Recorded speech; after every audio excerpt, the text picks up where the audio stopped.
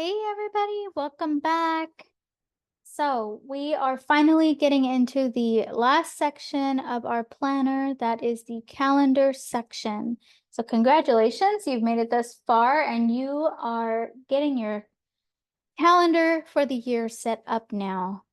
Yay! All right, let's see. Let's jump into it. It's same as all the rest of the videos. I'm going to lead with the young student planner and then I will show you any differences in the older student planner as we go.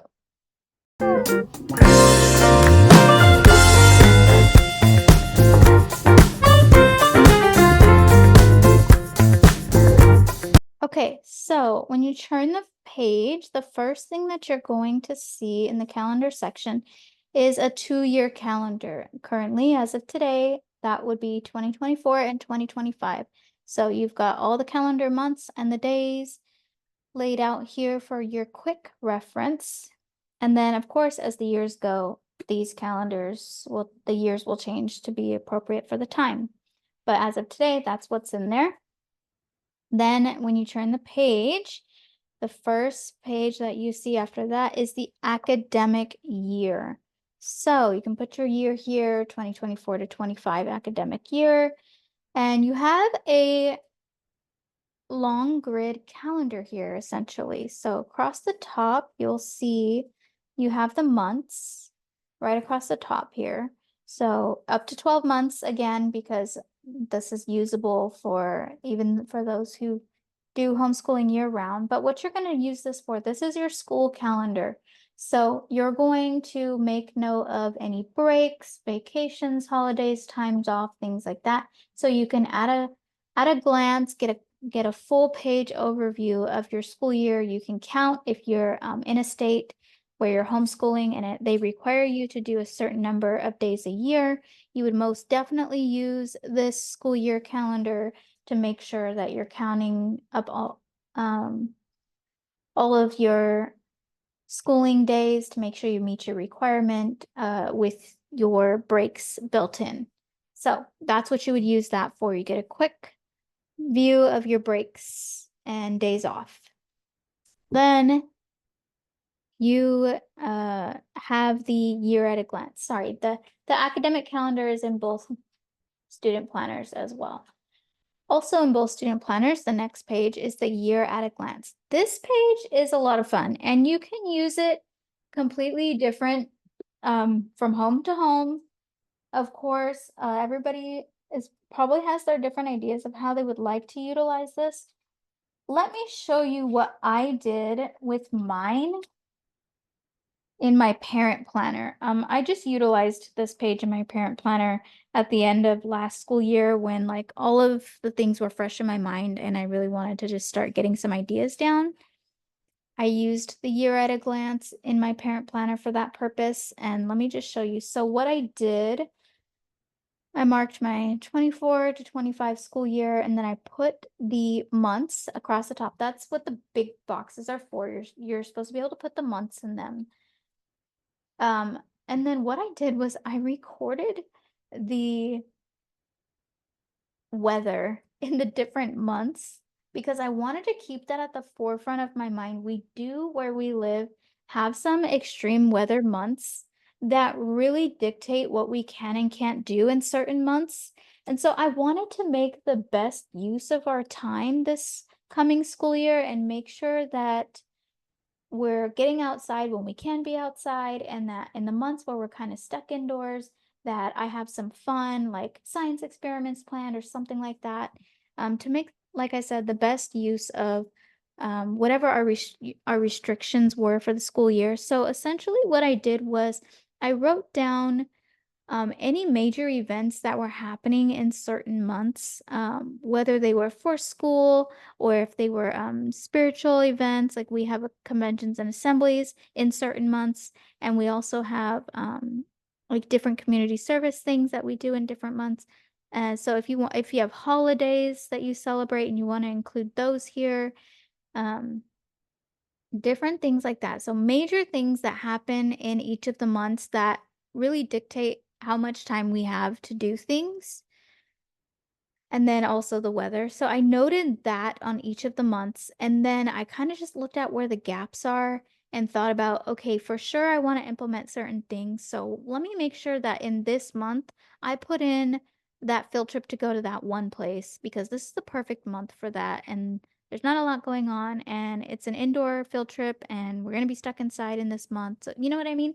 So I used my year at a glance for planning ahead, basically, for certain specific things to make the best use of our time. You can use it differently, of course. You can use it for curriculum planning. You can use it for special event planning. If you want to do um, a different theme each month, you can kind of plan that out here, whether you want it to be like weather related, seasonal, or holiday related, whatever you want that to be. So you can choose how to use your year at a glance, but this is really a planner page to help you guys out. And then the following two pages are half year at a glance. So these are in both of the student planners, and you can take your year at a glance plans and really just kind of expand on them a little bit in your half year. Or honestly, you can use your year at a glance for maybe curriculum, and then your half year can be for seasonal and holiday and more detailed like that. You can use them for completely different purposes if you want, but these are for planning purposes. They're to help you just really get all of the things that happen, all of the moving parts throughout the year. Um, Especially like for us, we have book fairs that we do. If you have conventions, if you have traveling, if you take a family vacation every, May or September, whatever it may be, all of those things you can put in here, and you kind of get a good view of like, I'm not going to be able to do all those things in September because it is way too jam-packed. So, but also then I realized I didn't plan anything for March. So let me move some things around. So that's what this is supposed to help you do. So again, that's in both student planners. So for your monthly calendars, um, this is the last section technically. It's a subsection of the calendar section. You've got your monthly calendars. Now, these do look a little different from the big kid to the little kid. So let me just get this going here so I can show you. The very first page that you have in your in the young student planner, let me adjust here, is to begin a monthly calendar, is you have your monthly course breakdown. So if you recall, in the past sections, you had the 2 semester breakdowns, and then now you have the monthly breakdowns. So you're going to refer back to your semester breakdowns and help you use that. If you planned, I think before I said, okay, in September for math, we're going to do lessons 1 through 5 or something like that. So then in your monthly coursework, you would use the grid similarly. Obviously this whole month would be, we're going to stick with September. We'll say this is September.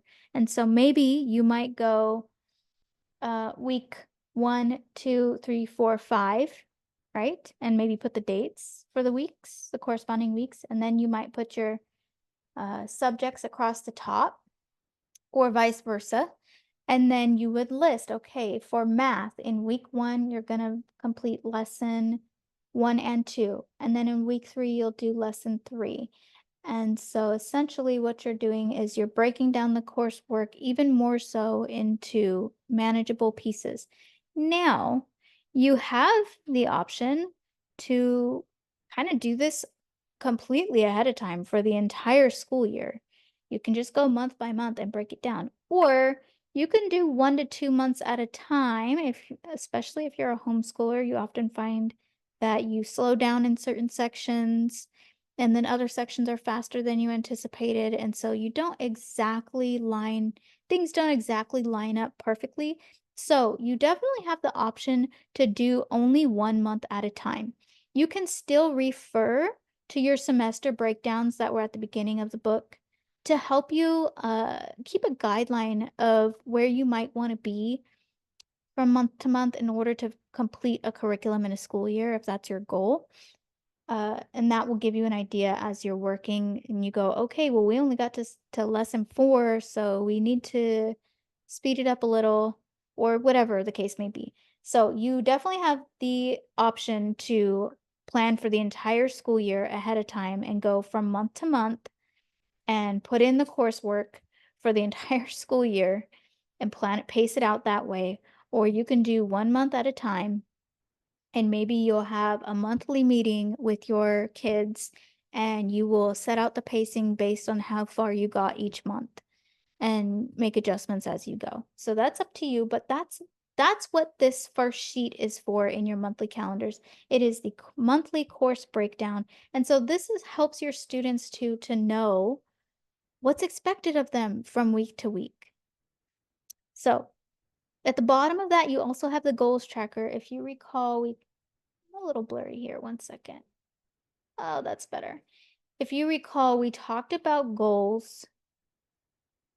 There was the goal setting and planning pages a couple sections ago. They were quite detailed, and they helped you to break down your annual goals into monthly goals and those monthly goals into weekly goals. Well, you're going to go back to those pages, and here's your first month. You're going to copy your monthly goal into this goals tracker, and you're going to copy down your weekly steps to reach that monthly goal right here into your goals tracker. And then the fun part is that you have weekly rewards. So maybe it's have a popsicle or go to the park. Um, Depending on the reward and also agreed upon by the parent, but you're going to teach them to have something to look forward to each week for reaching their goals. And you guys are going to plan those rewards out here. Maybe it's a gold star and you have a star chart somewhere. Whatever it may be, you're going to plan that out here. So that's the first page of the monthly calendars in the Young Student Planner. In the Big Kid Planner, it is similar but different. So you have a full page, very large, monthly course breakdown. It's the same grid, but your boxes are much larger because a lot of times older kids are expected to do a lot more. So you have more space for writing here, essentially. It's a full page and with that goal tracker, it doesn't take up space at the bottom. So that's the difference here. But the goal tracker is still there. Don't get me wrong. We did spend all that time. It's just on the next page. I will show you though when we get to the next page. Let's turn the page in the Young Student Planner. Here you'll see the difference. In the Young Student Planner, this is your monthly calendar. So you would write September. I don't know why I picked September. That's just what popped in my brain. So we're going with September. September up here. You would write the year up here. And then you would help them write the dates in the appropriate boxes if you want to make them refer to that annual calendar that was at the beginning. This one we have up here, and let them flip-flop back and forth, or if you want to dictate it to them, verbally read it to them, let them know what date it starts on, then they can fill that out themselves. But they have a 2-page monthly calendar here. The purpose of it being 2 pages is that the boxes are very large. So they can keep track of their plans and appointments and whatever.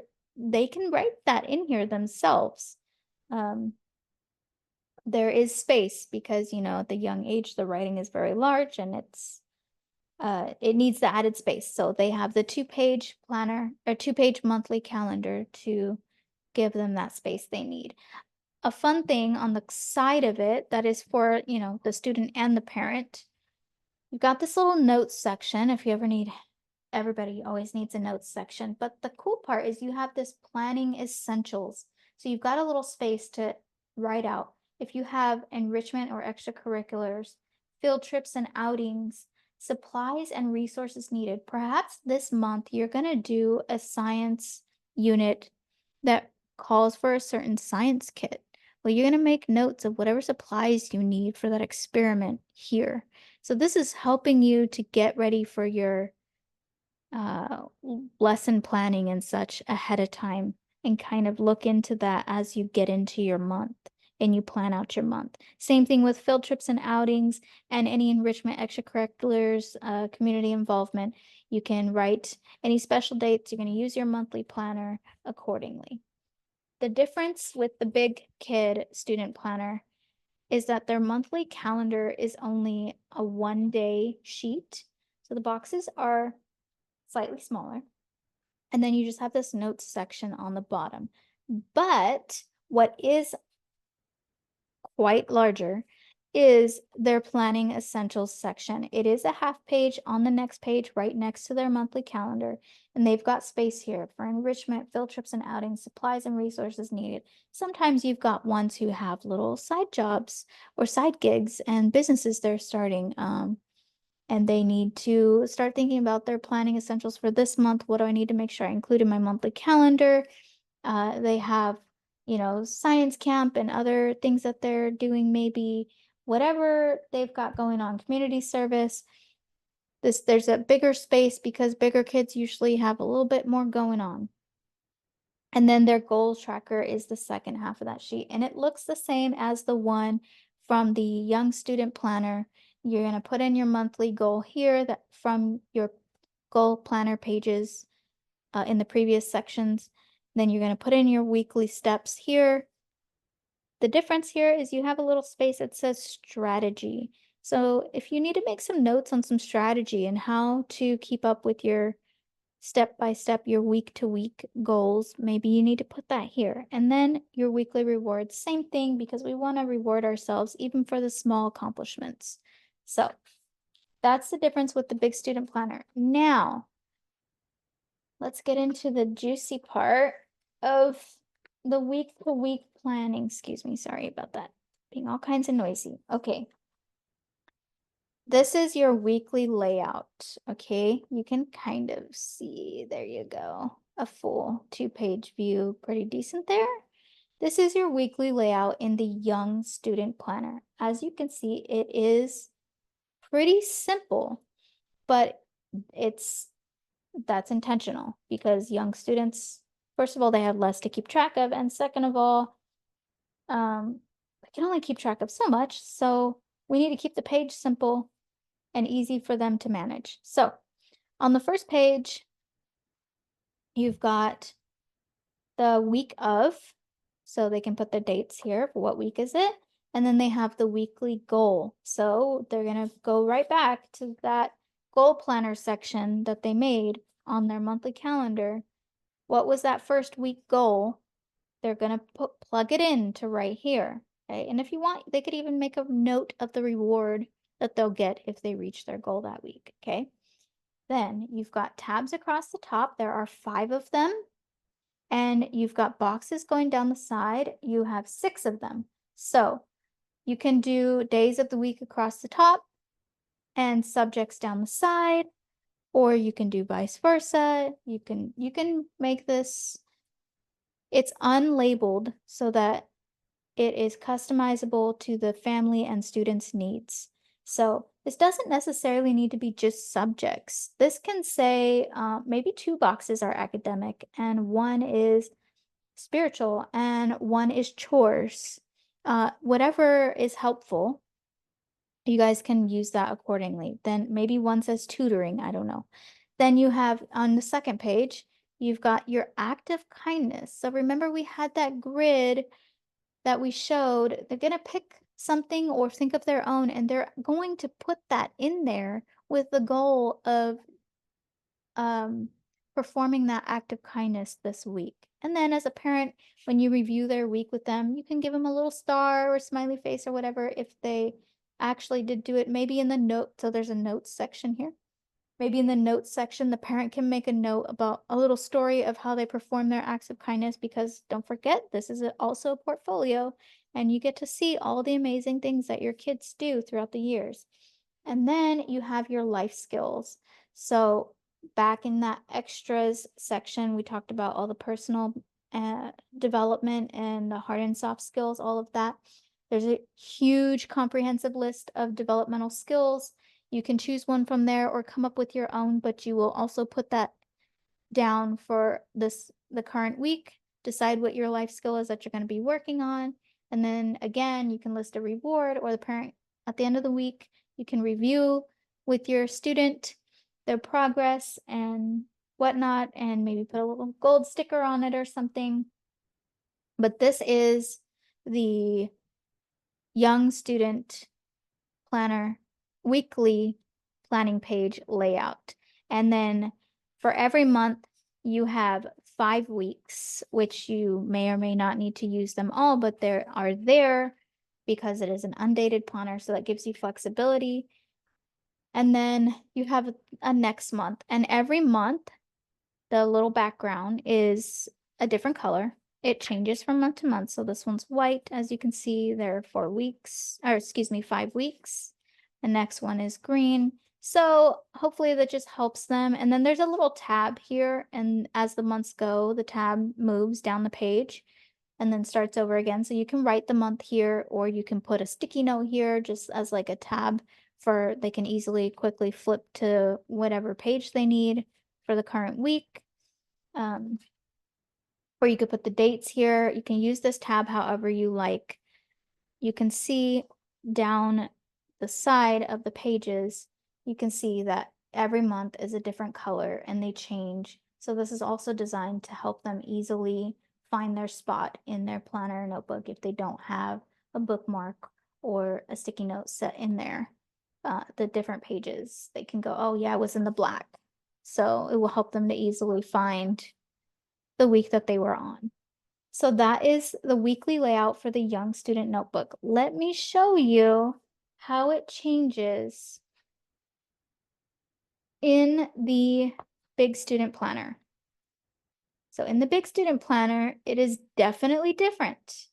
It is meant for a big kid. So on page 1, you've got week of, so they put their dates here, and then you have already predetermined the days of the week: Monday, Tuesday, Wednesday, Thursday, Friday across the top, and you do have a Saturday, Sunday box here because life happens every day of the week.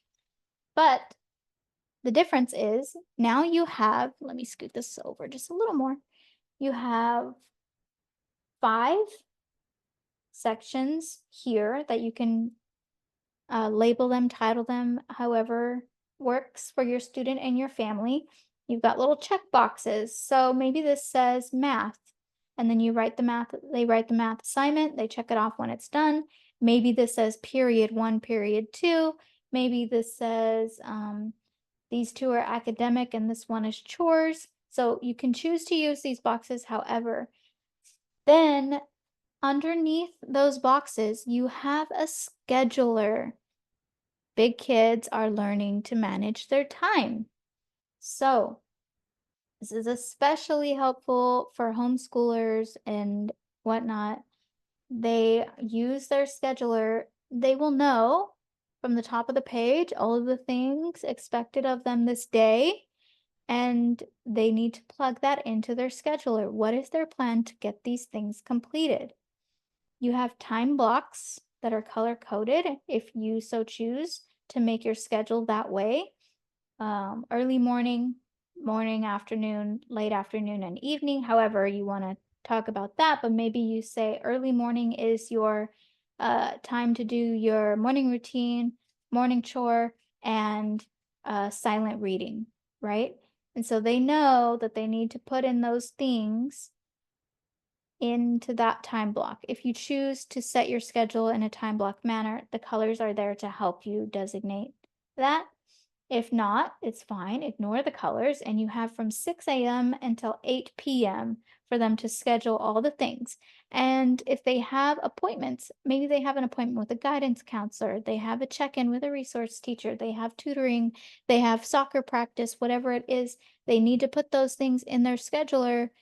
So if they have community service, whatever, they can plug those in here so they can see where is their free time and where do I plug in my schoolwork and my chores or whatever it is that you're expecting them to do each day of the week. So then, oh, actually, I forgot to show you fun thing. They also have the acts of kindness, but it is on the side of the page here, see down the side, and they can just write in what their act of kindness was. And then also really fun is you have this, can you see it? Let me see. It's a little blurry for you. You can't see it, but it's a words of affirmation. You can't see it so well. It's a little blurry, but it says words of affirmation, and there is a different um, sentence, a little different statement every single week of the year that are words of affirmation for them. This one on the very, this is the first week. This one on the very first week says, "You are capable of achieving great things." So there's awesome little words of encouragement every week. Then on the second page of their week planner, because it's a 2-page spread, you have your weekly goal at the top. That's where they put their weekly goal that was plugged into their monthly tracker, just like there was in the younger kids work student planner. Then they have a Saturday, Sunday section. So if they have weekend plans, things going on, whatever, they can keep that in, write that down here. This is their life skills section. Your view is blurry and that is bothering me. It's not really getting any better though. I apologize. You get a general idea. Hopefully you have the book in front of you also and you're following along so you can see it for yourself. But here you have the life skills box, so they will just write whatever life skill they're working on here. Again, you can use the comprehensive list from the earlier pages, or you can come up with your own. And then there's a notes page here. Then lastly, excuse me, not notes page, notes section. Lastly, at the bottom, there's another little thing for them to fill in. This one for this week says my own affirmation. So each week they rotate. I believe there are about 5 different ones, and they rotate throughout the weeks. So this week, my own affirmation. Next week, it says something that brought me joy this week. The next week will say something I am proud of this week. The next one says self-care for this week. So this is also encouraging them to use those self-care pages that were earlier in the book under, I believe, the extras section. And then there's this week's little wins. And I think that is the last one. So there's 5 different ones and they repeat. Yes, this week's little wins is the last one. So 5 different ones throughout the weeks for them to fill in and just kind of like stay mindful of what they're doing and how their weeks are going and their planning. And then same thing, just like the student planner, the colors change from month to month. So it's easy to keep track of where you're at in the planner if you just look on the sidebar. But also you can put a sticky note in there, of course, or bookmark, whatever you so choose. And then this book, and then that repeats from month to month. Every month has 5 weeks available to use. Every month has the same course breakdown, monthly calendar, and then week 5 weekly layouts, and both of them, both planners, are 12 months undated in their entirety with 5 weeks per month. So that is the end of it, my friends. That is our student planners. I hope you enjoyed our breakdown and how to set up your student planner and our overview of what's included in them. There was a lot to take in, but I hope this gave you a good start in planning your school year and getting things going. If you have any questions, please feel free to contact us, of course, as always, on any of our social media accounts or via the contact us form on our website. I hope you enjoy these. Please feel free to share them. We love to see them in use. And have a fantastic school year.